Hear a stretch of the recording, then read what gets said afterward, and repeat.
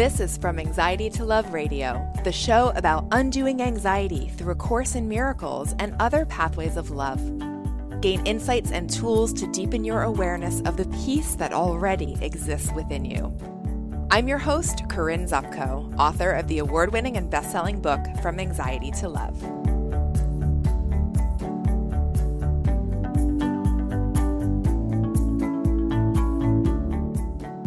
Hey friends, welcome to this episode of From Anxiety to Love Radio. I have a solo episode for you today, so it's just me, and I have probably presented 1,000 workshops about today's topic, but I'm going to approach it from a totally different angle today, and our topic is stress. Now, to be completely honest with you, what inspired this podcast on this topic is that not too long ago, I was under some super intense stress because we were actually undergoing professional mold remediation in our home. We had a mold problem in our basement. And to me, the experience of stress and anxiety are very different. Anxiety to me is more like stress completely spiraled out of control. And what I was feeling wasn't anxiety, but it was more along the lines of feeling overwhelmed to the 1,000th degree. Can intense stress spill over into the realm of anxiety for some people? Absolutely. So this was a signal to me that I needed to get to work. Feeling that level of stress was a signal to me that I was misperceiving. So I knew I needed that big shift. I knew that something had to change within my perception because I was allowing those external circumstances to completely dictate what was happening in my mind. I want to emphasize that point again. If you're feeling stressed or anxious or whatever feeling that's associated with a lack of peace, it's a sign that you're misperceiving. So in other words, you're not perceiving with spirit's vision. You're perceiving through the ego's eyes because spirit would only see the truth. Spirit would only look straight past what's false to the truth beyond it, which is always love and joy and peace. So let me list out my stressors for a moment because I want to paint a picture as to how intense this was. First of all, there was the cost of the mold remediation, which was not cheap. We had to empty the contents of our entire basement. Every single thing had to come out. It had to be cleaned and wiped down to get any, mold spores off.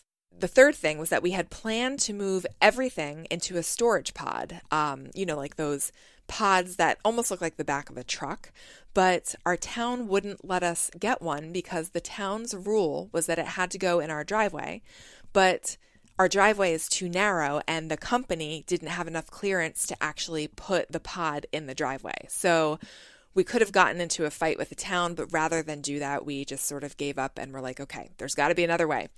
And the answer that came forward was to get a tent, literally a huge tent that my husband and I had to assemble in our backyard in November.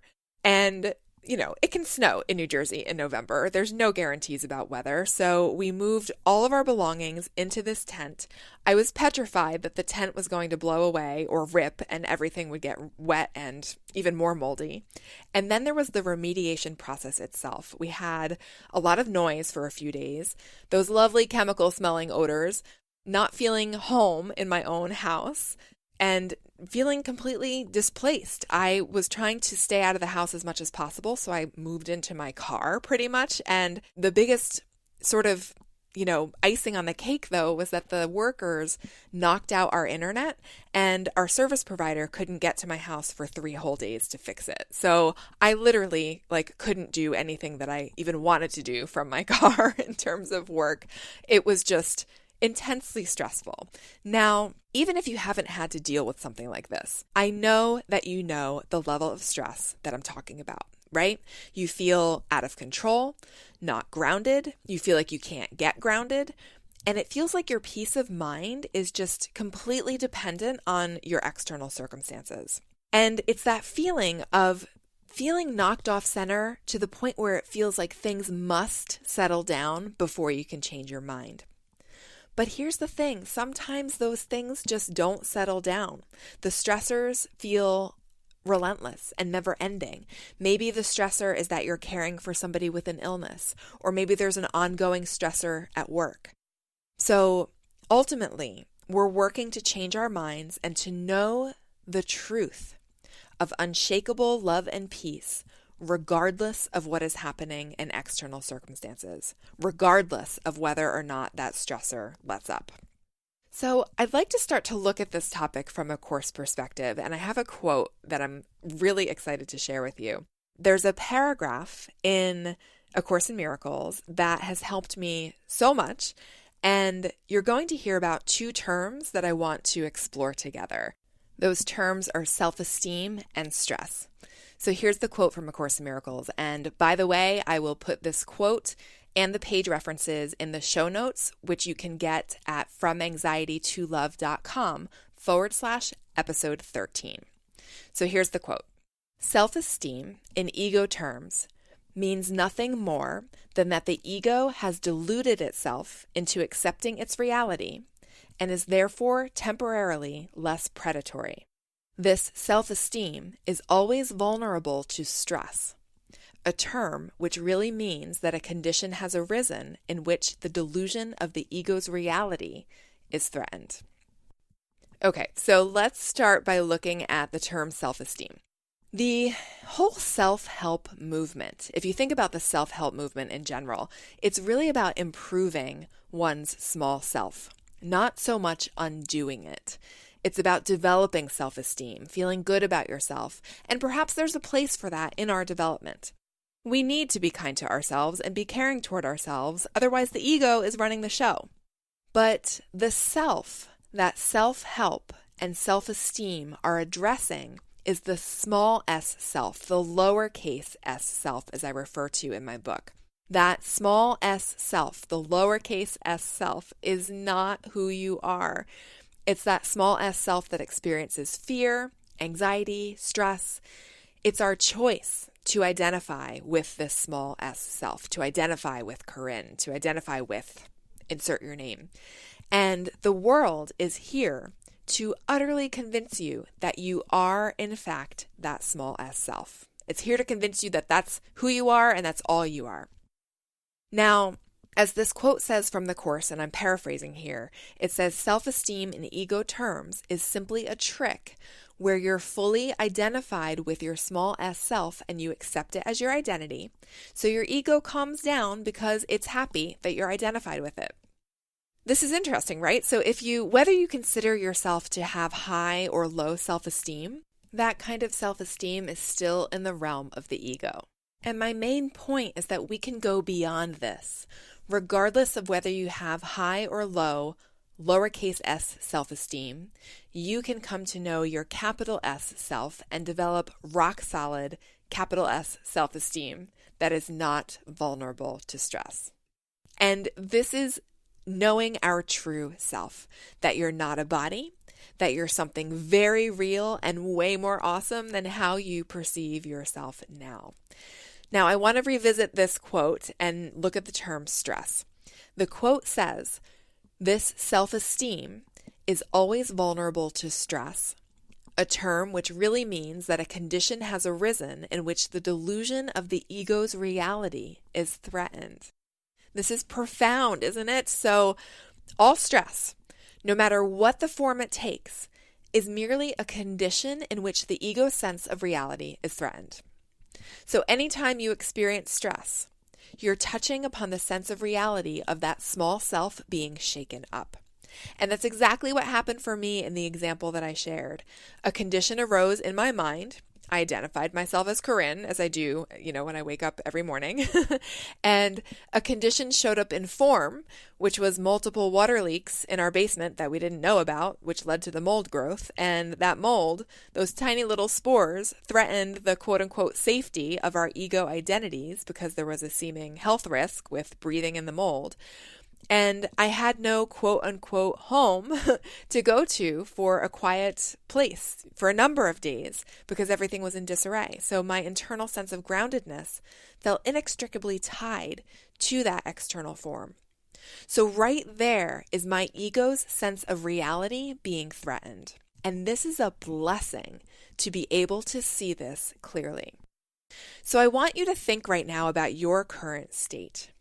What do you currently feel stressed out about? And go ahead and name a few things out loud. Name what it is that you're feeling stressed out about. And now tell yourself, I'm stressed out about this simply because my ego is being threatened. Now, we're not going to stop there. Knowing this is great, but we can use this as a doorway out of fear. So reality, truth, heaven, God, love cannot be threatened at all. What you are, who you are, cannot be threatened at all. So if you're experiencing stress, it's part of the dream. I do want to pause here for a moment because there's always that risk of bypassing. So this doesn't mean that we're denying our feelings or suppressing anything. Let yourself feel whatever it is that's coming up. But this work does mean that we have an opportunity to bring our minds back to the truth. The stress or the anxiety or the panic is a red flag that it's time to get to work. You've strayed into thinking that you're a separate self and you're fully identified with that, and that's not true. That's not who you are. So when you experience stress or unease in any form, you have a grand opportunity to actually sense your own identification with the ego. You can actually feel how you feel knocked off center by what's happening, right? So right there at that moment is your chance to own your small s self-identification.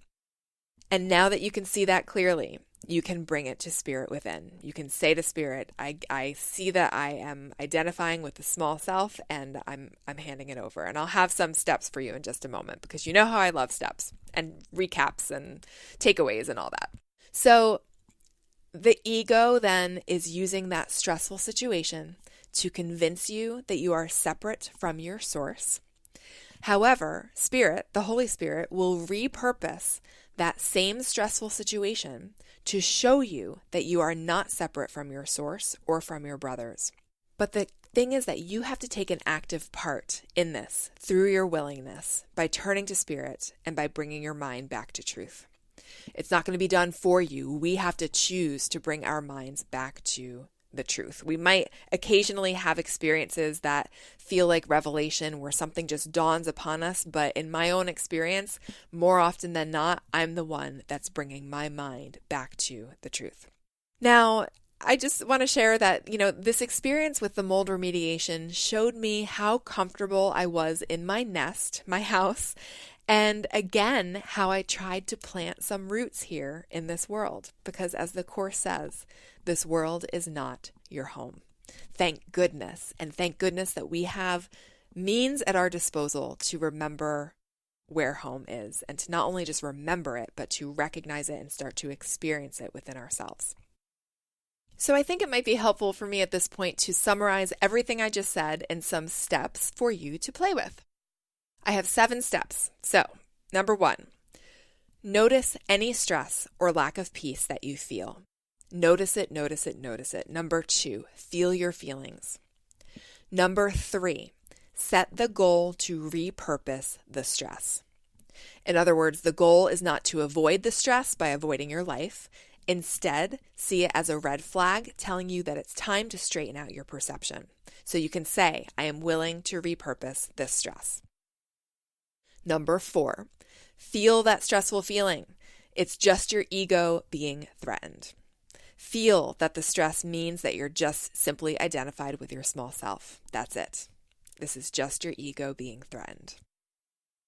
Number 5, bring your identification with your small s self to Spirit. And then number 6, ask for help in remembering who you really are.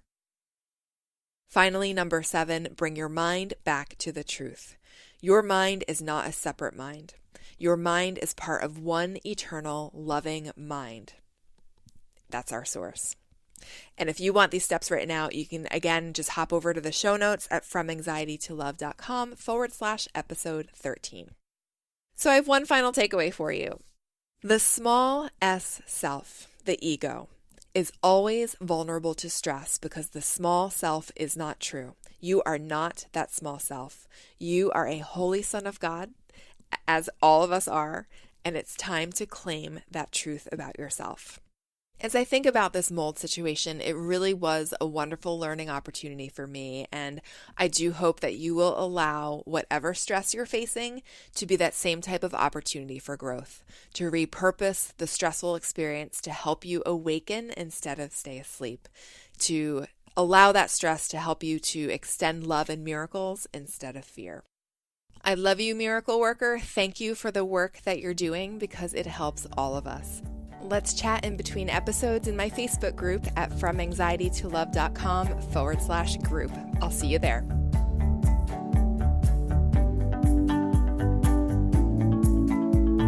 If you benefited from this episode of From Anxiety to Love Radio, someone else you know can benefit too.